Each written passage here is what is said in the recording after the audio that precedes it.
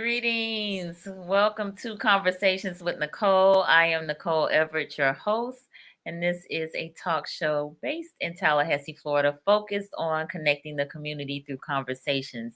And it is what I call What Women Want Wednesday. What Women Want Wednesday. This is an opportunity for you and I and my guests to talk. This conversation is primarily for the women, but if there's some men out there, you can chime in as well. This is an interactive live, and we have a very interesting couple of topics tonight. Uh, but before we get started, in terms of me introducing my guests and diving into these topics, you know what I want. Tell me, where are you tuning in from? So, in the comments, please enter your city and state, and I will be sure to give you a shout out. I want to know where you are tuning in from. We are live tonight on Facebook, on YouTube, and on the Greater Works Network on Roku TV. So, if you have a Roku TV player or stick, you can access us by adding GWN as a channel option, and you'll see Conversations with Nicole via the live stream function. So hopefully, again, you all are doing well and you had a great day and you're ready for some conversation. You know, mental health has been what we have been focusing on since the beginning of November, and we will continue to do so because we're trying to normalize the conversation around mental health and mental wellness. So without further ado, I want to introduce my guest. She actually was on here last week, Monday, for Man Up Monday. And I'm so glad to have her back again today. Miss Nicole Lawson is a native of Tallahassee, Florida, although she resides in Tampa. She graduated from the Florida Agricultural and Mechanical University with a bachelor's in psychology. She also attended and graduated from Nova Southeastern University with a master's in clinical mental health counseling. She's a registered mental health counselor, and she currently works as a trauma informed therapist. So, welcome, Nicole. Hi guys, how y'all doing? So we got double Nicole here tonight again. Again. Right. All right. So we got Chastity with us. She says, "Hi, everyone. Good evening. Thank you for tuning in." Chastity. Chastity is right here in Tallahassee.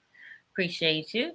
So, Nicole, tell the peoples what prompted you to go into counseling. And I forgot to mention your business, Pretty Mind Counseling Services. So tell the hmm folks what prompted you to pursue counseling.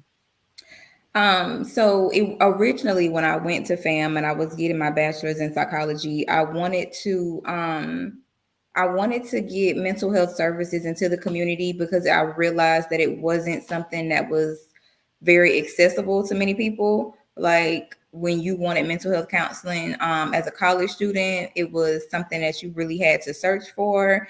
It was something that you really had to look into. It wasn't something that was easily accessible. So right there, I knew I wanted to be a therapist because I wanted to make sure that people were able to get the mental health care that they needed in a community where it wasn't as mentioned or as talked about as, other things. So that's kind of like one reason why I wanted to be a therapist. And then the other reason is because I had some issues that I did not know how to work through and I needed somebody to help me. But I couldn't find nobody. Like couldn't find a therapist, couldn't find nobody to talk to.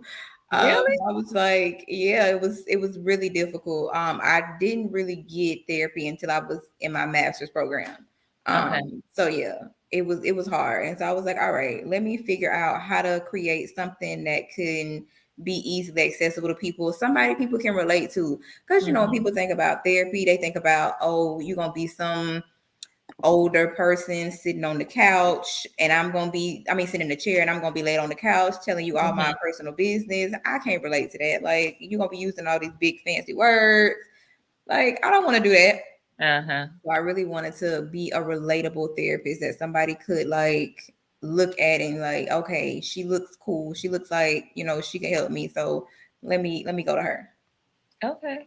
Mhm. So out of a need for yourself, and is kind of how you got involved in it. Right. Gotcha. Mhm. Okay, cool. All right, so my sister Shayla is on from Miami, and we got Ozzy. Good evening, Ozzy. Ozzy's in Virginia Beach. They didn't do what I told them to do. They did not understand the assignment. They were supposed to put their city and state in there, but it's all good. We know where y'all from. All right. So we were originally planning on talking about um what was it? Trauma? It was Mhm. mindfulness and coping skills, but Nicole came back and was like, we need to talk about communication skills. Mhm. Communication skills and perception versus reality. So let's dive in. So Mhm. communication skills. Tell me, Nicole, what are your thoughts on that? Whew. I feel like a lot of people have substandard communication skills. I Okay. don't think that a lot of people think they have subpar communication skills until they are actually trying to communicate with somebody that doesn't communicate the same way as they do. And that's where perception versus reality comes in. A lot of people communicate the way they like to get information or they like to receive information, and then they Mhm. possibly get upset or they get like annoyed when somebody does not receive the information in the way they're giving it, because that's the way they receive information, if that makes sense. I hope I'm making sense. um so this is where perception versus reality comes in, that your perception is not always reality. Mhm. More than oftentimes it's not reality. It's what you perceive, not what everybody else does. So I really want to talk about people understanding the difference of different viewpoints, different perceptions, and understanding that everybody is not going to think like you. Everybody does not have the same expectations as you, Mhm. and you sometimes have to put yourself in somebody else's shoes to really have a comprehensive conversation. A lot of times people are like, oh, communicate, communicate, communicate. Communication is only part of the conversation. Did you Mhm. actually comprehend though what that person was saying? Or were you just listening to respond? That's Mm. the difference of communication, perception versus reality. So that's a very good point in terms of listening to respond. Mm-hmm. I think a lot of times that is actually what does happen, as opposed to Mm-hmm. listening to really gain an understanding Right. of what's being said. Mm-hmm. Hmm. Yeah. And so I think not often enough are more questions asked to get a clear understanding, Yeah. A lot of right? times people leave Because we're too busy clarification. listening to respond.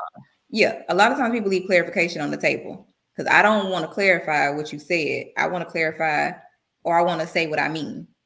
Like I don't, I don't want Hmm. to. I don't want to understand what you got to say. I just want you to. You want to hear me. I want you to hear me. That's it. Like that's how the conversation go, and that's not really communication. Hmm. That's like more like a disagreement type of deal. Right. Yes. Yes, Mhm. yes, yes. So what would be so maybe let's talk about communication in terms of maybe different types of ways that people communicate. Mhm. Mhm. Some So. people are more verbal, some people are more, they communicate with body language or facial Mhm. expressions and things Mhm. of that nature. Yeah. So most people communicate via dialogue, like it's a discourse, back and forth. I say something, you say Mhm. something, or it could be an argument where we yelling, and that's not really a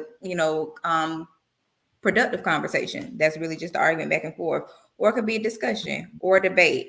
At any point in time in a conversation, though, you want to make sure that all viewpoints are on the table. Like you don't want to just go into the conversation with just your viewpoint and your way of thinking, because that's how the conversation goes left super quick. Because I only came into the conversation to speak my piece. I didn't come into the conversation Mhm.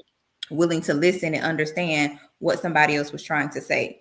And I feel like that is the breakdown of communication, is that I I heard you, but I'm not listening. You know, like I hope that makes sense. Like I heard everything you Mhm. said, but I'm not listening to, really process what you're saying and listen to what you're saying. I heard you enough to respond to what I had to say. And that's it. Mhm. Um, and also your perception. So a lot of people, for example, say, Well, I think all women just talk too much. I think all women don't know how to listen.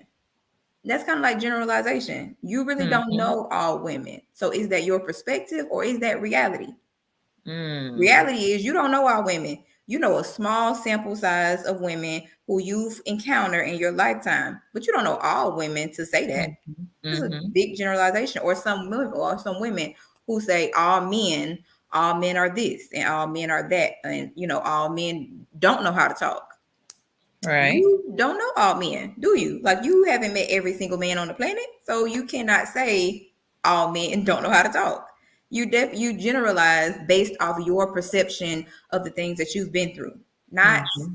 what's really fact. So I Okay. tell people all the time, facts are not feelings. We cannot go into a conversation basing how we feel on facts and then using that in the argument or the discussion to prove our point. Because now you just, what I'm saying, now you just generalized, and that really didn't make sense. It didn't make the point. Mm-hmm. Yeah, so we do have to be careful of those generalizations. Because that can be troublesome. Mm-hmm. I know it's what women want Wednesday, which is we want to focus on the women in terms of how maybe, and we're gonna do some generalizations here too, how women communicate, right? Yeah. Um, I think some of the school of thought is that women tend to be more emotional, Mm-hmm. um, more in touch with their feelings, and they communicate and or act out as it relates to that, Mm-hmm. because maybe they haven't regulated those emotions as we talked about last Monday, and so the communication might come out a little, untactful. Mm-hmm. And very emotion driven. So I don't know. Let's explore that. So Nicole, Felicia said facts are not feelings. So she's just repeating what she said about facts not being feelings. So Yeah, talk a little bit about this. Expound upon that a little more. the facts are not feelings. About Mm-hmm. facts not being feelings. Yes, yes, Okay. yes, yes. Okay.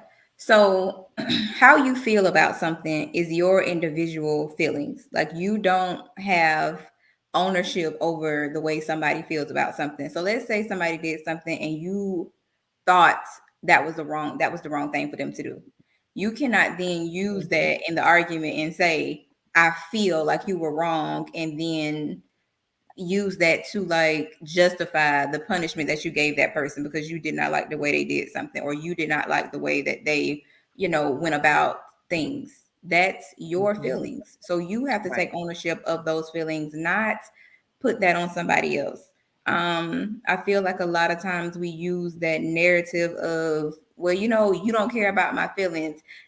It's not that somebody does not simply care about your feelings. It's the fact that they're yours and that you need to feel those feelings. Now you can express those feelings, how you feel, and you can, let somebody know how you feel, but you cannot use that as a tool to inflict punishment because it's Mm-hmm. something the way you feel. Like, you know what I'm saying? Like, you have to be able to express your feelings and then take into account what somebody else is saying so they can express their feelings, and then y'all can meet somewhere in the middle. But to use your feelings as a weapon to punish somebody for how they made you feel, I'm not sure that that's something that needs to be continued.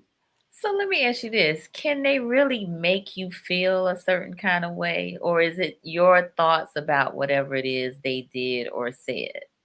Well, then that goes to perception. Your perception of what happened is your perception. Mm-hmm. Can somebody alter your emotions? I think so. I think people do let people in enough into their lives where they allow somebody to alter how they feel and alter how they behave. Should they? No, definitely not. But does it happen? Yes. For example, you in a relationship and your man cheat. He didn't alter the way you feel. Like, your Mm-hmm. feelings are hurt. You are upset about it, but those are your feelings.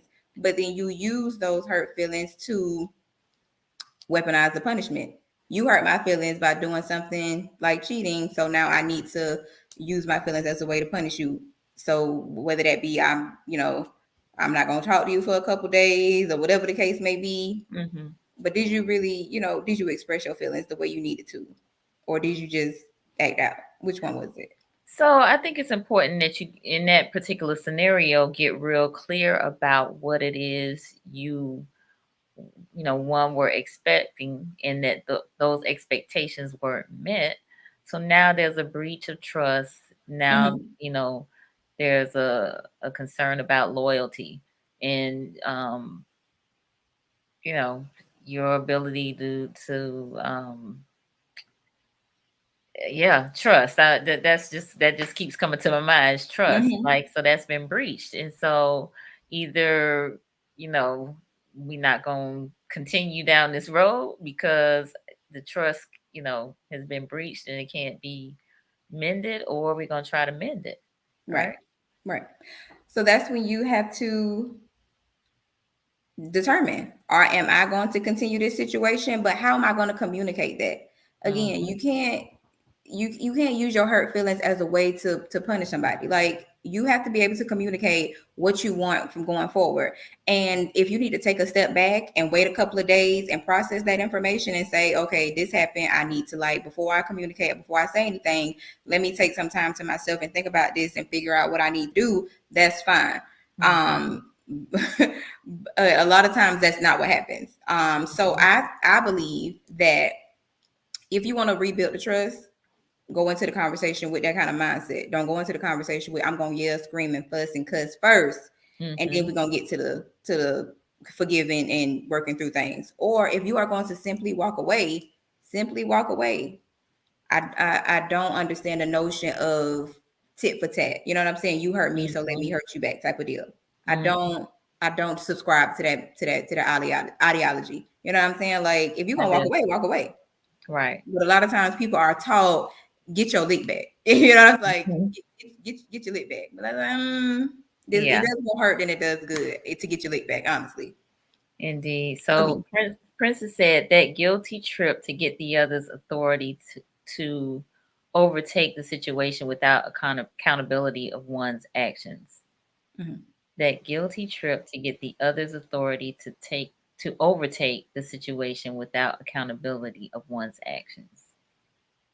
So I think she's saying from a Do you narcissist you point of view, if I'm not mistaken. Princess, you can let me know if I'm wrong. Like, when a narcissist is wrong, in the wrong, which they often are, um, that they will guilt trip you into not having to take accountability for their action. Like, uh, I cheated on said you. yes. Well, you made me cheat on you. You know what I'm saying? You didn't satisfy Yeah. me like I You was said supposed to be yes. satisfied. So you know what I'm saying? You did this to Mm-hmm. me.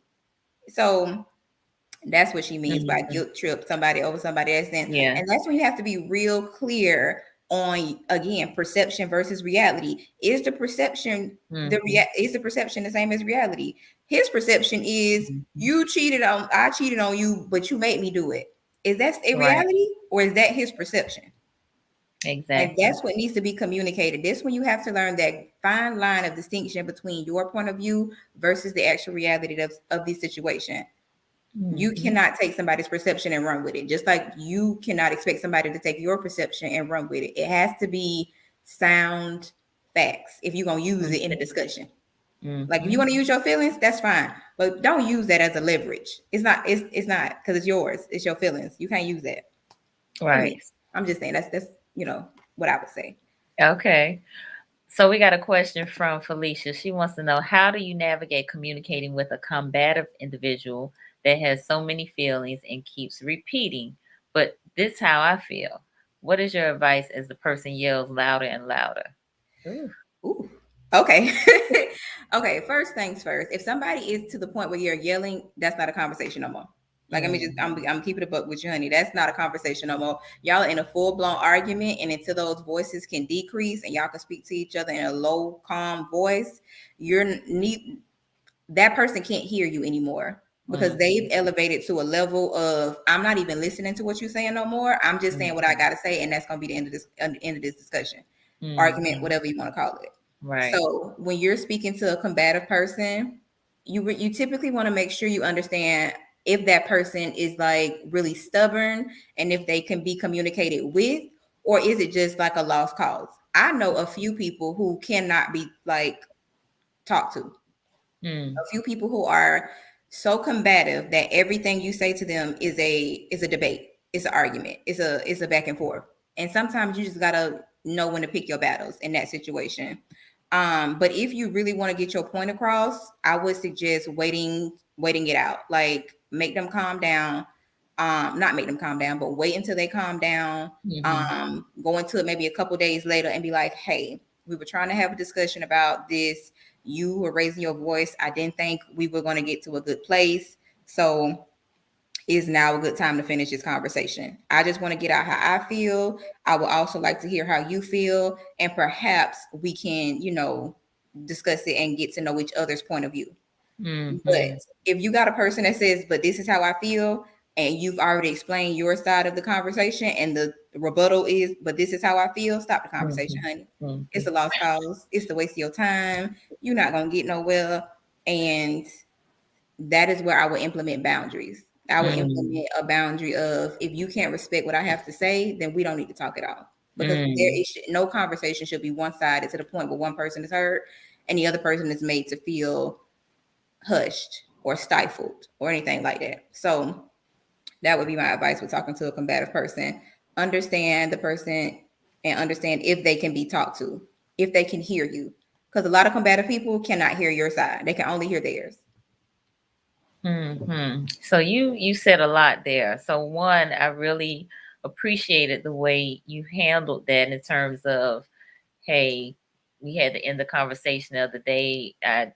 You were raising your voice. I thought it was going to get to a place, a place that was not going to be where neither one of us can be heard. I'm interested in being heard, and I want you to be heard, and Mm-hmm. we could hear each other. So Mm-hmm. I really like the way you handled that. And then, like you said, if they aren't willing to respect that, then that's when you need to, establish these boundaries. Right. So Right. good stuff. All right. So Felicia said, I love this. Such great feedback. Do you just walk away or say, I'm done with this conversation? I choose peace, y'all. Like I said, it depends on the person. Right. Depends on a respect level. Like if it's your mama, because I know some people mama be acting like that. If it's your mama, you don't want to just walk away and be like, "All right, I'm done talking." Like, you know what I'm saying? You want to Uh-huh. be able to at least respect her enough to be like, "Mom, we not getting nowhere in this conversation. I'm just gonna respectfully walk away. I'm not trying to be disrespectful, but I can't continue the conversation any longer. If it's Mm-hmm. your homeboy or your homegirl, peace. I'm Mm-hmm. holler at me in a couple days. I don't got time Right. for this. You know what I'm saying? It's Right. all about who you're talking to. That determines whether or not you give them respect enough to say, "All right, I'm gonna walk away." That's for me. Now, some people feel like everybody deserves that level of respect. I just particularly don't, because if we on the same level and you talking to me crazy, I'm not obligated to sit there and listen to you talk to me crazy. Mm-hmm. If it's my mama, I'm kind of like, like I'm not obligated to stay with her either, but I am kind of like, I do want to be respectful type of deal. Mm-hmm. Okay. Um, So but yeah. I want to hear from the viewers. Have you all implemented boundaries of respect before? If you have, give me a thumbs up or a heart or something to let me know. Boundaries of respect. That's what John Tay called it. I like that. Boundaries of respect. So let me know. Oh, who's calling me? Don't call me now. Sorry about that. All right. Princess said yes. She has used boundaries of respect. Okay. Gwen Singleton, yes. All right. John Tay, yes. Okay. Very good. So all right, that's a new one. I like that. So folks, they're chiming in. They say yes. Right. Okay, that's a Right. good technique. I It like is. that. I It like is. that. I like that. Okay. All right. What else should we know? Okay. um, as far as the conversation piece of perception versus reality, I really want to just drive home the point of making sure that when you go into a conversation with somebody, you are honestly listening to their point of view. Mm, Please do not go into a conversation and you are only interested in one side, which is your side, because that is really a disservice to the conversation. There is Mm-hmm. no point in having the conversation if the only side you are willing to hear is your own, because you already know your point of view. You already know what you got to Mm-hmm. say. You already know what you came to say. But so there is no need for you to come into the conversation if you're only going to be willing to hear what you have to say.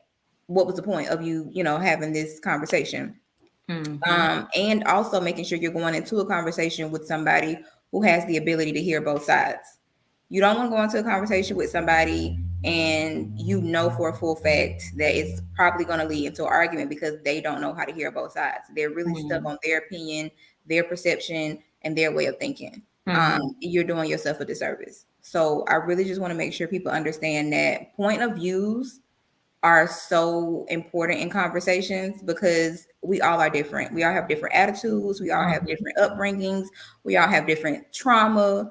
You know what I'm saying? So a lot of times the way I think and the way I behave may not be how somebody else's may not be how somebody else acts or behaves or listens or all that kind of stuff. So Mm-hmm. I have to take myself out of that conversation. I have to take myself out of that place of this is how I think. You ever met somebody who like that's just how I am. You know what I'm saying? That's Mm-hmm. just me. You Mm-hmm. when you are talking to somebody, especially a spouse, a partner, a family member, anybody like that, you think you know them. You think, oh, we in and out. I got you down pack 100%. But the the reality of the situation is you don't. You do not Mm-hmm. know that person to the T. And even if you do, that don't mean that they think like you do. Well, and not only that, Nicole, I would also add, it doesn't mean that they can't change and That as well. they can't evolve and have some new and some different thoughts. That is So, that is true. you That is know, true. yeah. That's why I say you always want to make sure you go into the conversation with a different perspective. And that is something that you have to learn. Because I feel like a lot of ladies, and ladies don't shoot me, okay? A lot of ladies go into conversation with this is my point of view. And then they get mad when the man be like, well, I don't agree. Well, what you mean you don't agree? This is my point of view. How you don't agree with me? And it's like, he ain't obligated to agree with you. You know what I Mm-hmm. mean? Or the person you're talking to is not obligated to agree with you. And that is Mm-hmm. okay. How boring will our life be if every person that we talk to agree with everything we had to say? Indeed. Indeed, indeed, indeed. So what I'm hearing is judgment-free listening. Got to be. Yeah, God has to be judgment free. Mm-hmm. Open And mindedness. just listening, not inserting yourself in whatever it is they're saying in terms of because one of the things that I find is that when people talk, they try to be relatable. Hmm. And so, I could be telling you about my trip to Disney World, Nicole, and you could be like, well, I remember that time I went to Disney World and we had a good time and we rode on this and we ate that and we did this and we saw Mickey Mouse. Well, what does that have to do with me telling you about my trip to Disney World? Right. That's true. A Yeah. lot of people do that too. A Hmm. lot of people want to, for me, and what I've learned in my therapy is that a lot of people feel unheard in their life. A lot of people want to Absolutely. just feel heard. So Hmm. sometimes they don't understand the difference between a conversation and somebody who just needed you to listen. Yes. So yeah, a lot of people just want to be heard. And so that's why you get people who do the intrusions and the interruptions and the Hmm. persuasive arguments in the conversation because they just want to be heard. I just want to Hmm. talk because I don't Hmm. feel heard anywhere else. So I have to be able to say that. And this is where communication comes in. If you feel like you're not heard in other aspects of your life and a person that you feel like you can talk to wants to talk to you about something, you need to let them know, hey, I talk a lot. You know what I'm saying? Like, hey, I don't get to talk much. So this is the only time I get to have conversations with people where I feel like I can be, my full self, my free self and all that kind of stuff.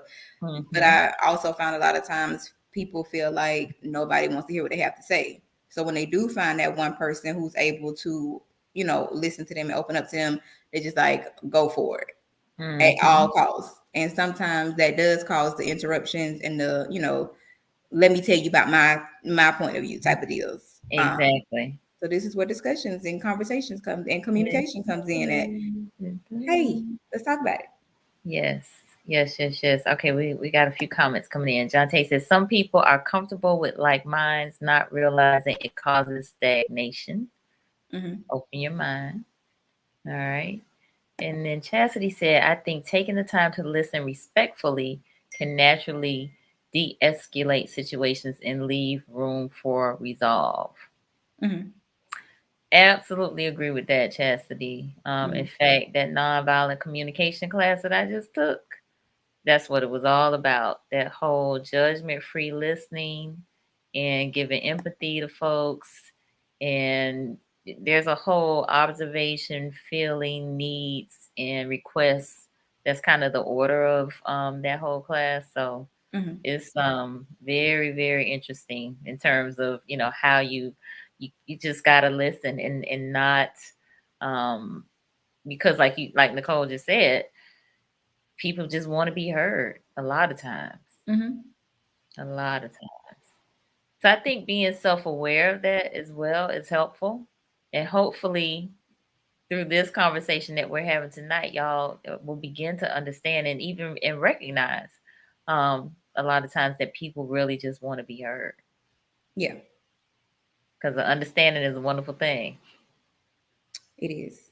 I think more people. I think if more people had more individuals to talk to, you wouldn't have such a breakdown of communication problems, Hmm. and people being able to be their full authentic selves. Um, in a generation built off social media and perception, reality is so far behind. Reality is so disconnected from who people are nowadays, that you rarely get to see people being their full authentic selves and being having those real full authentic conversations, that most times you find people and they're afraid of it. You know what I mean? That I'm afraid to be my full authentic self because is it accepted? Like in a world where we base our who we are off perception, am I accepted for being my full authentic self? If I'm super funny and I'm super goofy and I'm super like off the wall and out of character, am I accepted, or is it am I or should I act like I'm too cool for school? You know what I'm saying? Like am I or should I make myself to be perceived a certain kind of way? And if I make myself to be perceived this kind of way, I gotta keep up the image. I gotta keep up what I'm That doing. part. That And part so right there. when I put this image out there for the world to see, who am I to go against that image when it's time to communicate? Because that's who I showed you Mhm. who I am, right? That's who I am. Mhm. So how can I then turn around and say I'm an effective communicator? Yes. Gwen had a really good comment. She said, when people feel that they are heard, they are more likely to listen. That is facts. Hmm. When people feel that they are heard, they are more likely to listen. Chastity said, vulnerability is often shunned in this day and age. Mm-hmm. And Princess says, yes, I can't evolve with that because that's fake. Yeah, yeah. Hmm. I feel like All good vulnerability comments. equals weakness today. Being your true authentic self shows uh perceived to be shown as a sign of weakness, but it's really I really hate that. You know what I'm saying? Not to get into a different topic, but I really hate the fact that vulnerability makes you look weak, because I am a human being, right? I'm a woman with thoughts, feelings, emotions, bad days, good days, sad days, happy days. I am not about to get on Al Gore's Good Internet and show y'all all my good days and act like I don't never have no bad days. That's just Mhm. unrealistic. Like, and I think that a lot of times people get defensive when you be like, you don't show all your life, and it's like because people feel like they'll Right. be perceived as weak by showing they sad days or they bad days and all that kind of stuff. Like we not all human. Like we don't all make mistakes. I never understood that ideology. But that's what Hmm. happens nowadays. I don't understand it, but it happens. But this is where communication comes in at, because don't let nobody tell you who they not. Hmm. Indeed, indeed. All right, Felicia said, "You get it 100, sis. I love that about you. Being real is incredible. It is. Being real is incredible." So, we can help kind of change that narrative, right? In terms of vulnerability equal equals Hmm. weakness, right? We can change that perception. I think so. I Okay. think I think that you have to be willing to put yourself out there and show people that it's not going to be like a second coming if you decide to show people how you feel, or how you having a bad day or how you having a good day, because it's really damaging to the mental health to Mm, put up a facade every day that I'm just without flaw. I'm mm, without some type of, you know, um bad days. I'm without some type of, not feeling good about myself some days. That's just mhm, unrealistic. And I mhm. base my therapy in reality.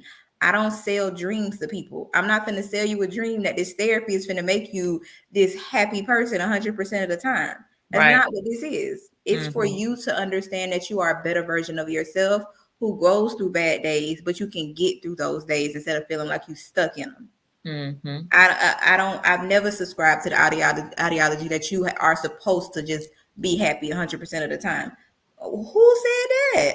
Right. Like, Right. where did that come from? I don't understand that, and I think a lot of times women try to perceive that like you got to show strength and where you don't fail all the time, and when you do fail, oh my god, it's like what? Well, let me ask you this, and I'm there are a lot of comments coming in, but do you think that women are, I guess, socialized, or from a societal standpoint, um, we should put on a happy face, or appear to be joyful most of the time, because we want to be attractive or approachable, or you Mhm. know what I'm saying? How many times have you saw a man and he said you should smile more? I have heard that. How many times have you been like at a gas station pumping gas in the store and Hmm. you just like minding your business, regular face, and a man say, you look so much better if you smile. Hmm. You'll be so much prettier if you smile. Uh-huh. And it's like, do you expect me to go around cheesing all the time? Like, that's not reality. So I do think in a way women, but I feel like men too. I feel like it's different with men. I feel like women are supposed to be put together all the time. Like you Hmm. don't you don't like you're not supposed to have no bad days. Don't you go outside the house to touch your hair, your makeup, Hmm. your earrings. Like don't go outside the house looking like that. It's like who am I pressing outside this door? I don't understand. Hmm. But I feel like men, their their situation is where you can't show vulnerability. Like there is no weakness. Like, and if you are weak or if you do feel bad, keep that to yourself. Nobody Right. cares about your emotions. Like you need to keep that Hmm. to yourself. Women Right. are you are overly emotional. Like Mm. you too emotional. Like you have too many emotions. But men, you should Mhm. have none. Like, Right. and that's I feel like that's the perception that women get. Like you have too many emotions. You are um you cry too much, you talk too much, all this kind of stuff. Just put a smile on your face and keep it quiet and be Mhm. happy. And Yes. that's it. You don't need to feel anything else. And I'm like, Mhm. that's not reality either. Because I'm a human being with emotions, with feelings. I should be able to express those. I should be able to say what I need to say and not being feel like and not the old rhetoric of you just emotional. You just Mhm. emotional. I'm not just emotional. I have feelings. Am I not supposed to have them? Am I supposed to be a mute? Am I Right. supposed like? And I feel like that's what women get every time they express their feelings or their emotions, because the opposite sex is told to not have emotions. They don't Mhm. understand when somebody is expressing their emotions. Then you Yeah. become too emotional. Again, perception versus reality. The perception is Mhm. I'm too emotional. The reality is I'm just a woman trying to tell you how I feel, honey. Right. All right. So I gotta read some of these. So Chassie said it is important to realistically work through your highs and lows. I believe it is empowering and forthcoming for the individual. Nobody should have more control over you than you. Mhm. And then Princess said, especially Black women, we sometimes give more explanation to be happy without, I think, expectation to be happy without problems, Mm-hmm. right? Because I mean, we've all heard of the angry Black woman, right? Of course. Of course. Mm-hmm. Mm-hmm. And she's not smiling, right? I'm not finna go around cheesing all day. I'm sorry. It's not gonna happen. I'm happy. I'm good. I'm content. But why do I need to prove it to you? Who are you to prove? Like, I'm not about to prove it to you. I'm good. Right. Okay, we got a question. Nicole Powell said, "What do you say when people who constantly think that you are negative when things are going wrong and you only want, I think she meant to speak your truth. If anybody else voiced the same concern, they might sympathize." People who Constantly. constantly think that you are negative when things are going wrong and you only want to speak your truth. I would ask them to clarification. What do you mean? What are you referring to when you say negative? If it's my truth, how can it be negative? Again, feelings are not facts. You can't put a label on how I feel. If something is going wrong and I'm just, advising, hey, I think the situation is going in a way in which I feel like it's not productive to me or it's going to be beneficial to me, I have the right to say so. You cannot Right. tell me how I feel is right or wrong. Again, my feelings are mine. So to that person, I would say that I'm sorry that you feel that, the way I'm expressing myself is not something that you want to hear, but these are my feelings. And I feel like I have the right to say what I need to say. Now, if you don't take it in the way you want to take it, we could talk about that. But to tell me that my feelings are wrong, I can't agree to that narrative. And I will Mhm. never subscribe to that narrative because my feelings are mine. And you can't label how I feel: negative, positive, good, bad, indifferent, indifferent or otherwise. They're mine. Mhm. So I'm gonna say what I want to say. Yeah, and then I will also kind of question like who it is you are expressing this to. That too, You know what I'm especially if you said saying? other people might get sympathy. Um, Mhm. what other people we talking about? you know, Right. I kind of figure we know what we talk. I figure I kind of know what you're going to, but yeah, you Mhm. are always, as a Black woman, and I hate to say this, your opinion is always going to be put in a negative light first until you prove it to be positive. It's Mm. like, innocent until proven guilty. You know how in African American culture it's the other way around. You're guilty until proven innocent. Same way with Mhm. Black women in situations where you have a right to feel how you feel. You have to prove your opinion to be positive because it's always going to be perceived as negative first. Sometimes, like I say always, but I mean sometimes, Right. especially when you're dealing So with that's one of those generalizations. generalization. Like that's why I said let me backpedal. Sometimes you're always going to be perceived in a negative light, dependent on your environment and your circumstances. So you have to take that with a grain of salt and depend and see who that criticism is coming from. Because the person criticizing ain't always got the right credentials. Okay. Mhm. Okay. All right. Princess said because if you suppress those feelings, it will come out as anger. Alonza said feelings are not facts. That's a word. All right. Good deal. This is great. I'm enjoying this dialogue. So wow, we've tackled a lot, and I hadn't really been taking notes like I like to. But listen, I'm glad this is being recorded so I can come back and watch it again. So we talked about boundaries of respect. We talked about listening, judgment-free listening, and listening to understand. Mhm. All right. We have talked about being how do I want to say it? Being vulnerable and that not being a weakness, not Correct. being not being afraid to be perceived as weak As if we. we are vulnerable. Mm-hmm. Jamil said, and the truth is society is imitated by a black woman's expression. Hmm. I think there's some truth to that. I think there's Mhm. some truth to that. I think for me, I feel like Black women birth almost everything. I feel like we just don't get the credit for what we birth. Mm. I feel like if another culture does the same thing we do, it's kind of like almost celebrated in a sense. But when we do Mhm. it, oh, you the angry Black woman. Oh, you Mhm. overly emotional. Oh, you Mhm. always got something to say. Mm. And it's like I should be able to express myself in a free way without the burden of trying to make sure I'm appeasing everybody when I don't feel like a large part of the population has to do the same thing. No, I mean, and that makes a lot of sense. And I definitely have witnessed some of that as well. So, in terms of us uh, being trendsetters and trailblazers and not really getting the recognition. So, Mm-hmm. Jamil said, "Look at the Karens." A mess, a hot mess. Y'all got nothing to say about them ladies. Oh my goodness. Okay, so again, perception versus reality. Um, you definitely want to make sure that your perception is based on facts and not your feelings. Because Mm-hmm. again, as Alonza said, which you also said, feelings are not facts. Mm-hmm. Right. All Mm-hmm. right. And so, how can we kind of, outside of, anything? Is there anything else that we can do to kind of ensure that we, focus in on that?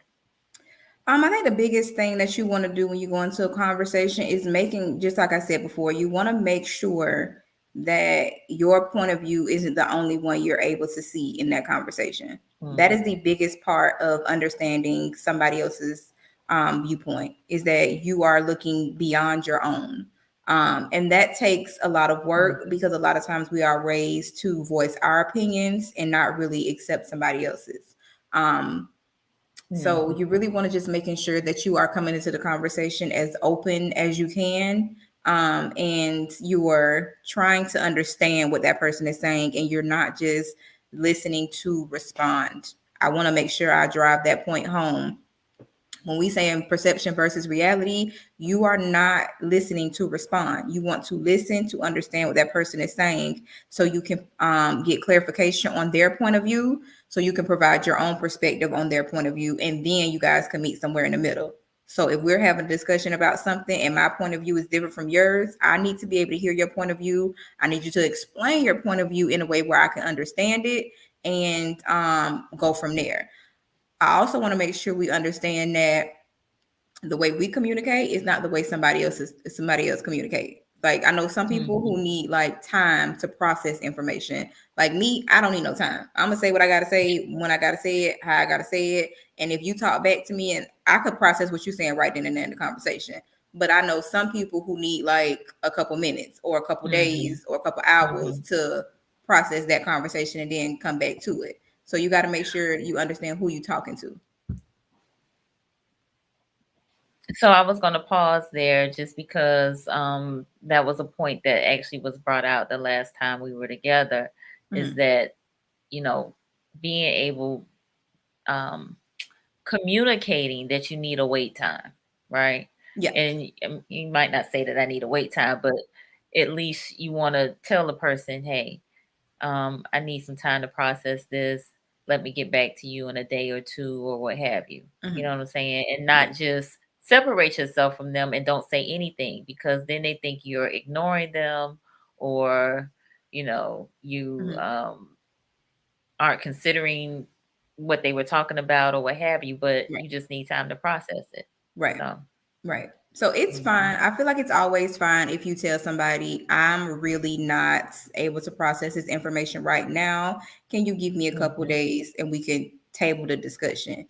If that mhm, person really wants to continue the conversation and they really want to make sure you guys get some type of resolution, they they should be willing to, give you that time to process information, especially if they know you're the kind of person who needs time to process your information. Some people mhm, are very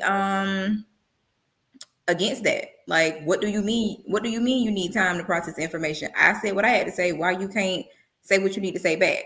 So again, this also comes into play when you got to know who you talking to. Like, and right. that's why I always it's important to, when you go into a conversation with, are you dealing with somebody who is very one-sided, who only cares about their opinion in this conversation? Or are you dealing Mhm, with somebody who has the understanding and the wherewithal to give you the space you need to process the information how you need to process it and then come back to it? That is an important key in communicating. Yeah, so I mean, what I'm hearing from you is mutual respect, right? Yeah. So hopefully you will have that mutual respect, and maybe that's something that you could talk about in advance of saying whatever it is you want to say, especially if it's a difficult conversation or a difficult topic that you need to talk about, Mm-hmm. right? I call that the vetting process. When you vet somebody, you really getting to know them. What do they Okay. like? What they don't like? How do they communicate? How do they resolve Mhm. conflict? How do they talk to people? How do they treat their mama? You know what I'm saying? The vetting process lets you know Mhm. everything you need to know about a person Wait a minute, wait a before. minute, wait a minute, wait a minute. Wait, did you say how they treat their mama? How they treat their mama? Because how you treat your mama, that's everything I need to know. So but that takes time, to get to know somebody takes time. So it all you got to get to know people before y'all get into a situation. Mm-hmm. All right. Princess said, I would need time because it depends on the situation, especially if someone is being, I think she meant deceptive. Yeah. Okay. So yeah, if somebody's being manipulative and they are being deceitful, and trying to run game, honey, it's time to go. Honey, it's time to hit stage to the left, because at that point you're trying to. It's a persuasive argument. At that point, you're trying to Mm-hmm. persuade me into believing what you want me to believe, even if I think I know better. Now, even if I know Mm-hmm. better, you're still trying to persuade me into believing what you want me to believe, and I ain't going for that. If that's not how I feel, that's not how I feel. And again, Mm-hmm. feelings are not facts, so you cannot persuade me to change how I feel. And they mine. Well, I mean, but I asked you earlier, can somebody make you feel? And you said they could. But persuading somebody after I've already felt the way I felt, that's not gonna be happening. Like, if you've hurt my feelings and you make me feel a type of way, okay, that's fine. But Mm-hmm. do not try to persuade me in an argument to make me feel another kind of way if I've already stated to you how I feel. That's deception. That's Okay. being manipulative, and I Mhm. we can't go for that. Is that narcissistic? Very narcissistic behavior. That is Okay. narcissistic traits. Now, I can't label that person as a narcissist because they have to, follow a guideline. But it is a narcissistic trait to try to manipulate somebody and persuade them to believe one thing, even if they already know it's not fact. Like, you ever met somebody who make you think you're crazy? Like, I know something Mm-hmm. in my core. I know it to be fact. I seen it with my own eyes. But you try to persuade me that it's not what it is. Mm-hmm. That's narcissistic behavior. You're trying to make me think I'm crazy. All right. Chastity had a couple questions. She said, if feelings are truly not facts, how do you do a self filtration as it relates to feelings versus facts? Okay. So that's one question. And the second one is, what would you categorize as a good looking glass as it relates to moving forward in the right direction in the conversation so that it's healthy? Okay. So feelings are something that you feel like it's Mm-hmm. yours. A fact is something that's evidence based. Like, for example, a fact is I saw you with my own two eyes somewhere you had no business being. That's a Mm-hmm. fact. Mm-hmm. My feelings on me seeing you somewhere you had no business is hurt. That's Mm-hmm. my feeling. My feeling is I'm hurt, but the fact is I definitely saw you somewhere you have no business. Now my hurt is mine. I'm hurt all by myself. That's me. Now, wait a minute. Wait a minute. Wait a minute. Wait a minute. Is have no business, isn't that judgmental? No, I'm saying, like, if it's your partner. So, like, say you with somebody and your partner is out somewhere they have no business being, like with somebody else. Okay, so how about we just say I saw you with so and so? I saw you with so and so. That's a Okay, fact. because the have no business piece, that's kind of judgmental, ain't it? If you had no business being there, if you with me, why is you over there with somebody else? I don't understand. No, you Oh, had no business being over there. That's my thought. Listen, okay. I don't know everything, So y'all. so I saw you with so and so, and then so that's the observation, right? And that's a fact And because then it's evidence based. my feeling about it is Hurt I'm hurt. or upset. I'm disappointed. Right. I feel betrayed. I feel like the loyalty is, the trust is breached, whatever. It's gone. That's Okay. her feeling. All And right. that's how you can separate. A fact is something that you have evidence on. A fact is something that you can back up. A fact is Mhm. something that's tangible in your hand. Like, bam, here it is. I could prove Right. it. A feeling is something that you can't prove because it's yours. Okay. So that's All the right. difference between Facts. feelings and facts. And then what was the second Okay. part? It was, what would you categorize as a good looking glass as it relates to moving forward in the right direction in the conversation so that it's healthy? Okay, I'm a little confused. A good looking We glass. might have to give Chastity, you might have to give a little bit more clarity on that second question, if you don't Right. mind. Yeah. It's a good Okay. looking glass as it relates to moving forward in the right direction in the conversation so that it's healthy. Yeah. Do you mean like if a conversation is going left and I want to get it back on track? Mm-hmm. If that is that what you mean? I want to make sure I understand what you mean before I give an Right. answer. Right. If that's what you mean, let me know. I'm sure she's typing. All Okay. right. Alethea is on here. Hey, Alethea. She said, I would just tell the person I saw you at a place to keep it empirical. That one too. Okay. That one too. Anything that we Facts can use as evidence based. facts versus feelings. Yes. Fact. Facts versus feelings. Hmm. Okay. Okay. Cool. All right. So, how do we even get on that? Well, I know Chastity asked the question. But we were also talking prior to her to the questions that she put up about, you were talking about the whole vetting piece in Mm-hmm. terms of, the respect, maybe ground rules before you have maybe those difficult conversations, Right. right? Yeah. So once see how this person communicates, then you're going to determine whether or not you are even able to have this type of conversation. Correct. A Okay. person can show you how they communicate. And this is what vetting, this is why I tell people to vet people because you need to see when somebody's angry, Hmm. how they resolve that situation.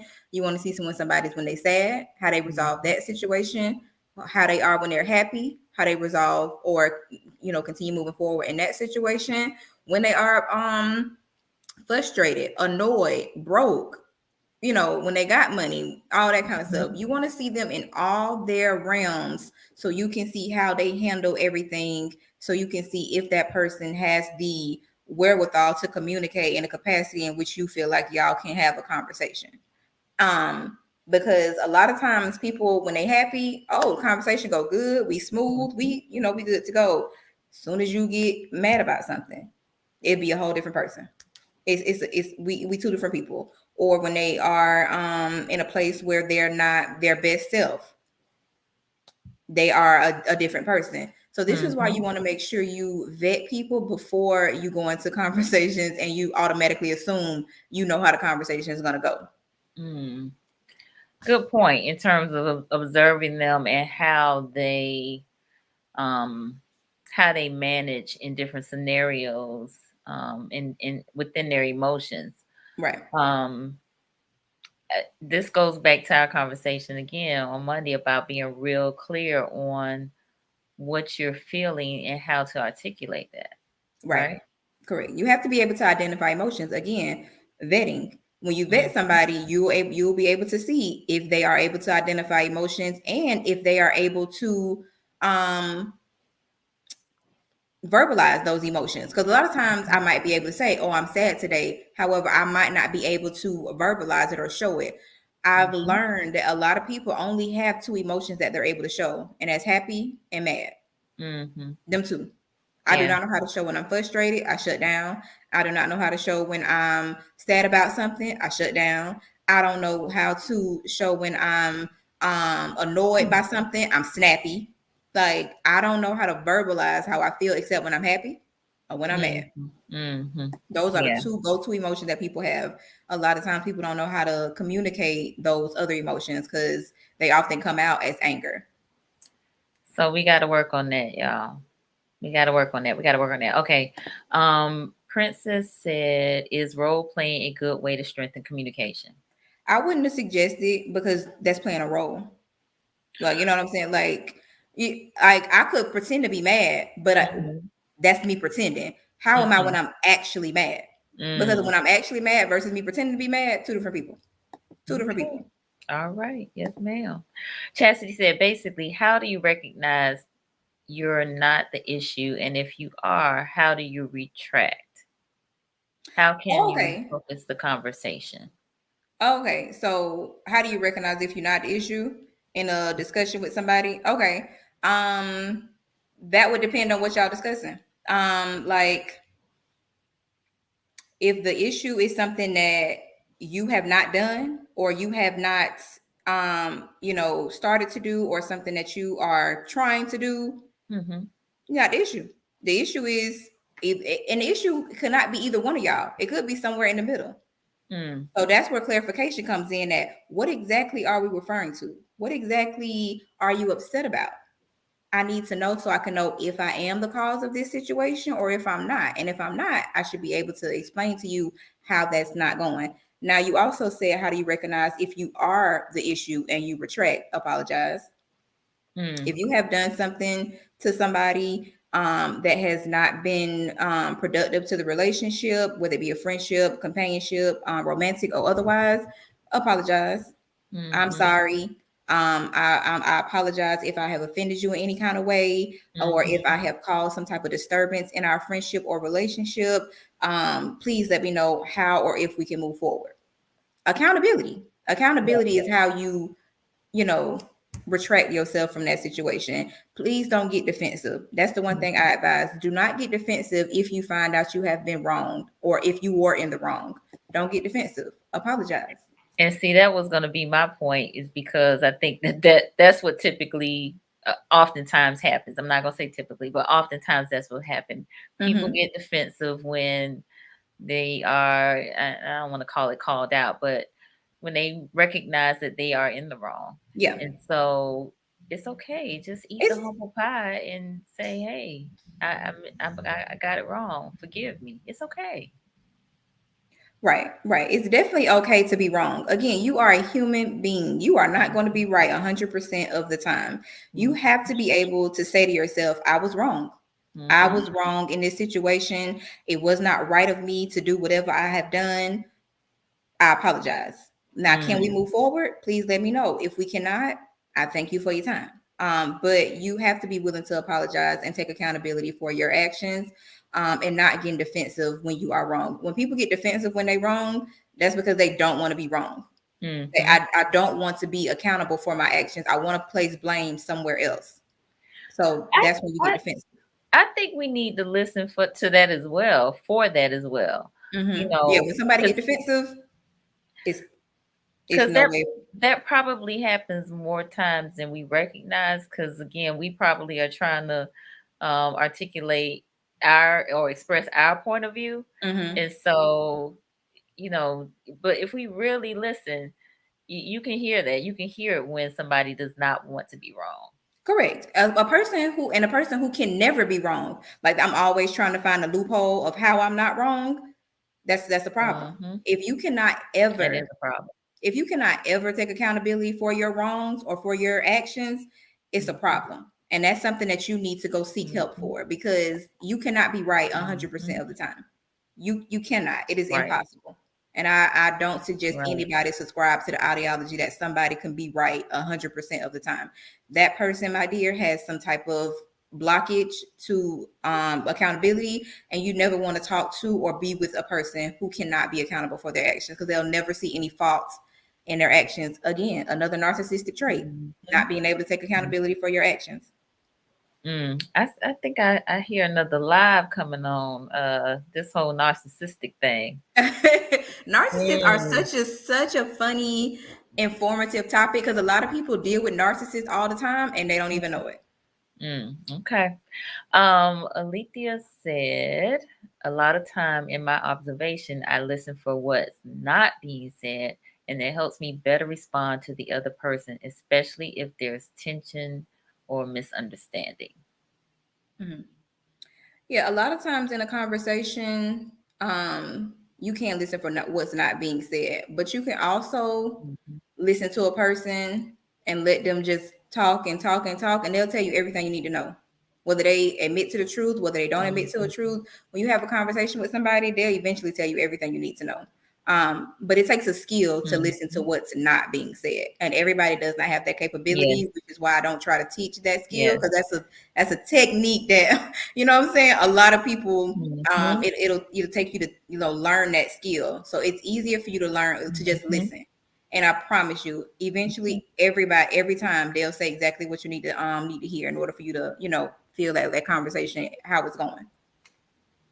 All right. Chastity said, yes, it's definitely a topic I'd like to hear more about. So I think we might have to make that happen. Okay. If you comfortable enough to talk about it, Nicole. Oh, I'm fine. Yes, I've dealt with enough Okay. narcissists. I got the whole spectrum for y'all.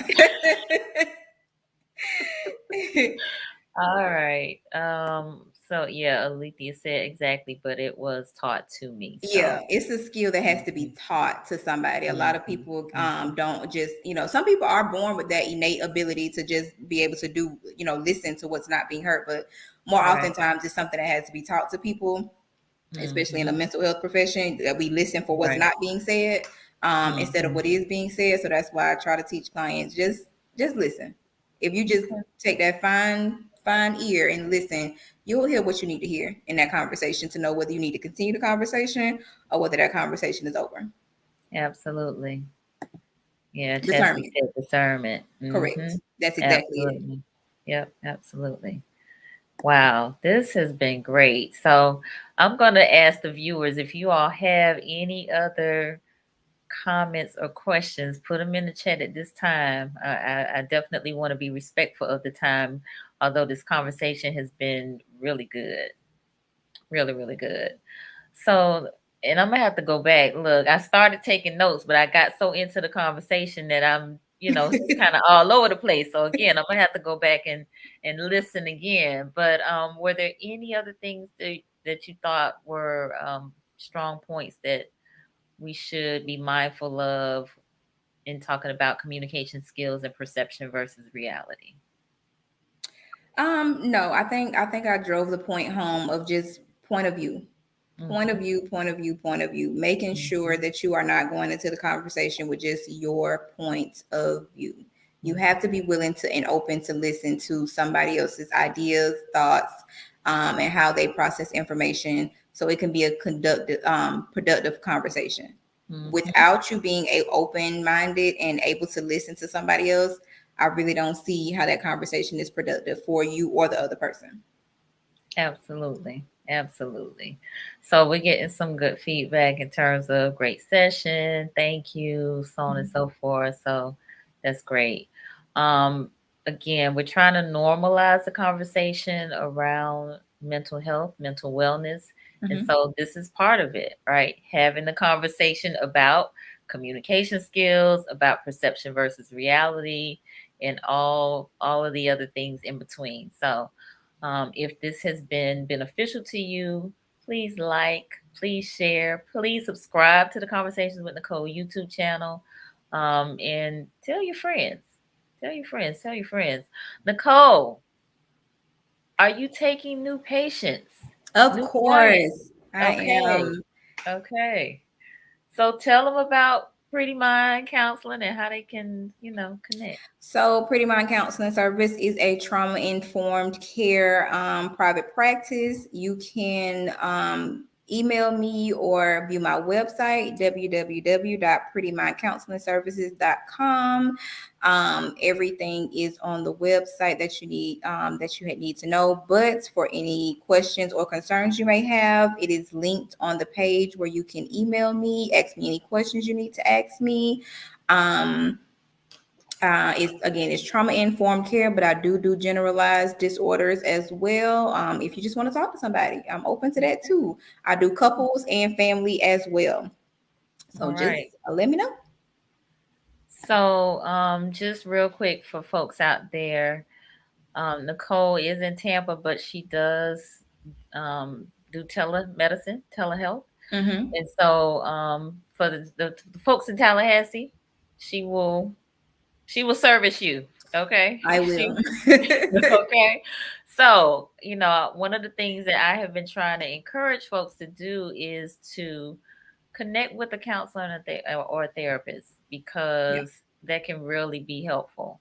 That can really be helpful. So, um, all right, everybody's chiming in. Thank you all for chiming in. We got my mama on here. Hey, ma, from Miami. Appreciate that. Hey. Hey there, Paula. All right, Alethea. Thank you for being on here, Alethea. Good to see you.